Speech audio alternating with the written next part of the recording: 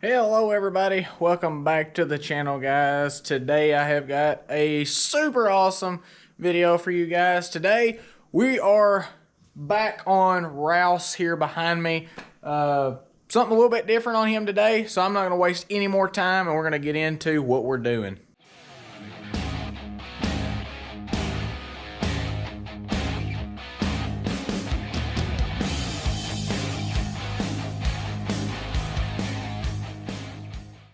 Okay, so for any of you guys that don't know what Rouse here is, Rouse is my 1977 F-150 with a 460 big block in it.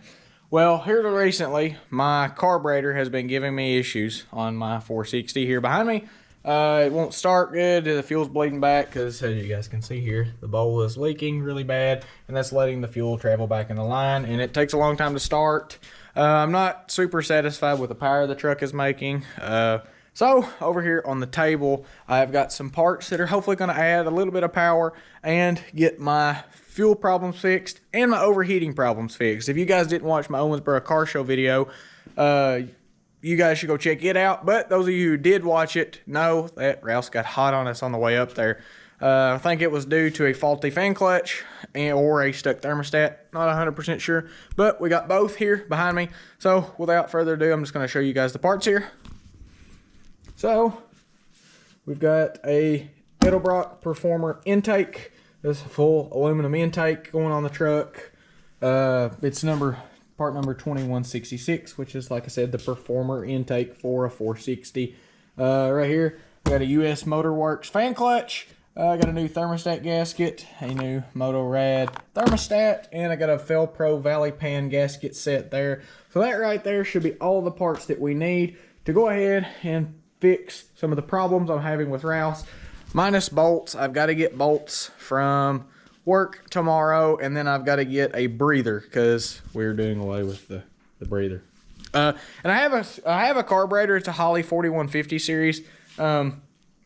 It's an old stock car carburetor that my dad has, so we're going to try to use it because it is actually right now the carburetor that is on his 66. I'm going to try to use it. If that doesn't work, we'll just go ahead and order up a new carburetor to go on this thing. But I'm going to try to use what I got because carburetors are expensive, so I'm going to try to use what I got. So with that being said, guys, we're going to go ahead and start getting on working on this motor. So the first thing I'm going to do here, I've already got my cap here off, but I'm going to go underneath the truck here. I've already got my bucket under there, and I'm going to drain out the antifreeze down in the radiator so that way we don't have leaking antifreeze everywhere up here. I know that the antifreeze will still stay part of the way in the block, but this will help me make not such a big mess. So yeah, I'm going to go ahead and pop the drain cog out there, and then we'll let this thing be dripping dry. Alright, so now that I've got the antifreeze out of the truck, the next thing I'm going to be doing is getting motor down just to the bare intake here. So I'm going to go ahead, I'm going to take the distributor cap, my adapter cap here off here. I'm going to go ahead and get the carburetor off. It's got a fuel line, 4 bolts go around, and then my throttle linkage here with my kick down rod. Get all that there off, and my return spring. Get that there off. And then just really get to where we can see all the intake bolts here, and then we're going to be working on getting all the intake bolts out.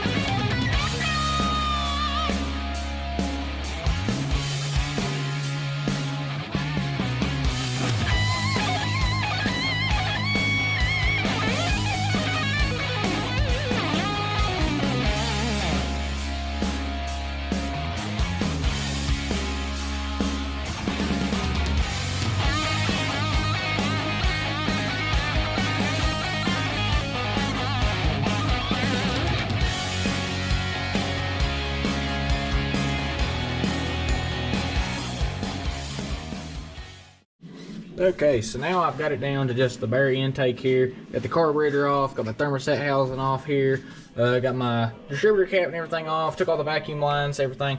Something else I'm going to be doing in this video here is I'm going to be taking off the air conditioning stuff because it does not work, and I'm trying to turn this truck into like a hot rod NASCAR style truck. So the next thing I'm going to do, like I said, is going to be getting rid of all the air conditioning lines here and doing away with the compressor here. The lines I'm just going to unbolt from, or unthread from up there and take them loose and keep them with the compressor here because this is a good compressor.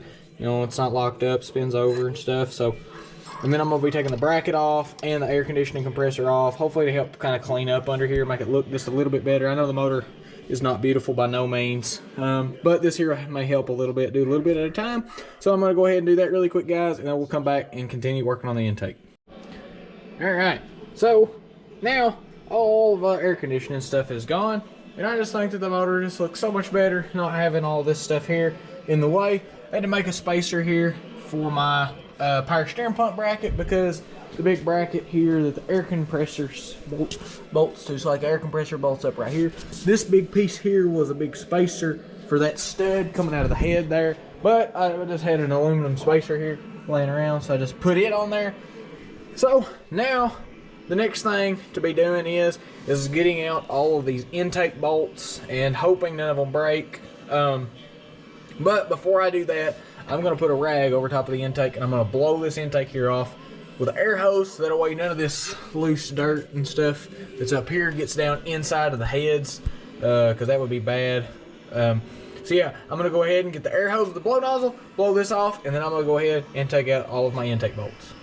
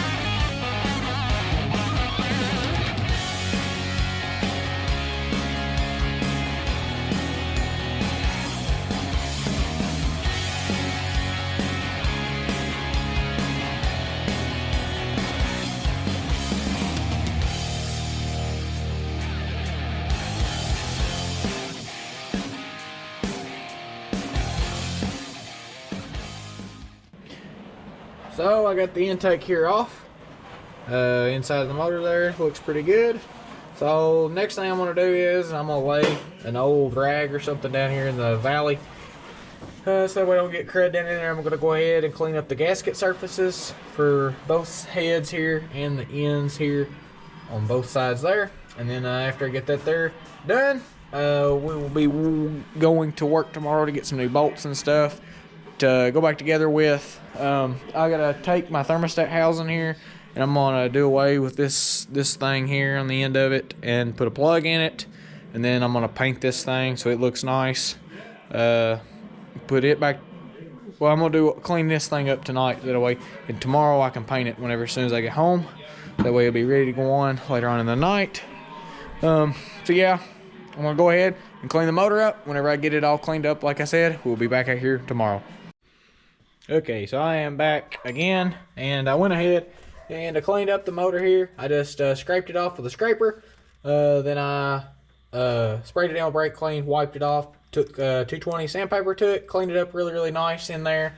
Got the intake here and everything ready to go on. I got all new bolts for it. The intake here, got the heater hose tube here, the bypass hose here, put my temperature sending unit in it, the vacuum piece here in the back, all ready to go there.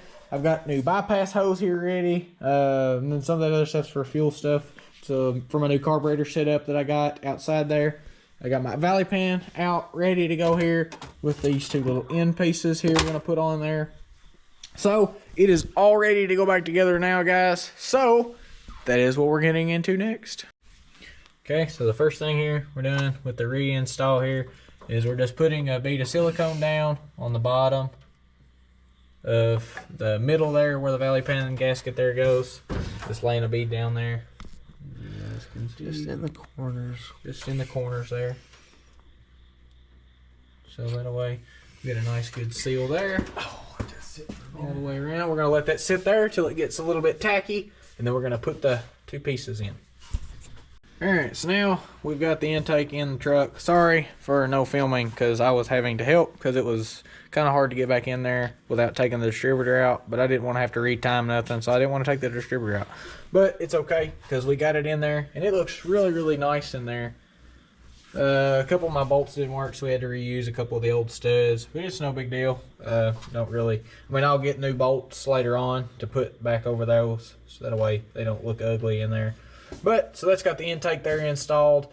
So from the next thing we're going to probably work on is I'm probably going to go ahead and put the new fan clutch on this piece here, because I think this is my overheating issue. So I'm going to go ahead and put the new fan clutch on, or start taking the fan off. I'm going to take these 4 bolts here out of the water pump, get the fan off and get it out, and then we'll start then we'll worry about getting the fan clutch off of the fan and then putting in the new one on. Alright, so I got the fan here off the truck here. Just took the 4 bolts here off of the water pump pulley. So now I'm going to go ahead and take these 4 bolts here off to separate the fan from the clutch. Alright, so we got our old clutch here off. Got our new clutch here ready to go on. But before we go ahead and put the fan on the new clutch, I'm going to paint this fan here tonight, let it sit overnight, and we'll be bolting it back to the new fan clutch tomorrow and putting it back on the truck, as well as finishing everything else up on the truck tomorrow. Because we're kind of at a standstill here and it's getting late, so we're just going to stop for tonight on the truck with the motor here, and we're just going to clean up some more stuff, paint some stuff, get it all ready for tomorrow. We'll be going back together with it tomorrow. Alright guys, so we got the new fan that's all nice and painted on the new fan clutch here, fixing to mount on the truck. Here we go, I got the fan here back on the truck with the new clutch here. I also went ahead and I put my cool back on, the intake, and my 2 plates for my springs there. And then now we're working on putting in the thermostat. So I got the thermostat down in here, fixing to rub some gasket maker around through here, or some gasket maker to help the gasket stick. Then we're gonna put the gasket on, and then we're gonna be putting the water neck on. And after that there, we're gonna go ahead and, I guess carburetor will be next, right? Yep. Yep, and then we'll go ahead and go get our carburetor and be putting it on. Okay, so we are back together now, ready to fire it back up.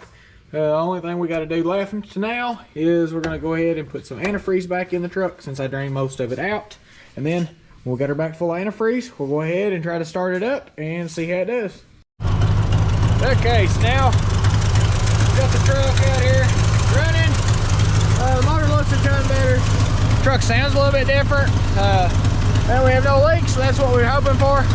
So later on, I'll take this thing down the road and see if our issues are fixed and if I have any more power or not. Hopefully I will. But for right now, guys, that's going to be the end of the video. I'll post a short or something giving you an update on this truck and seeing how the intake helped out, guys. But for right now, thanks for watching. We'll catch you guys in the next video.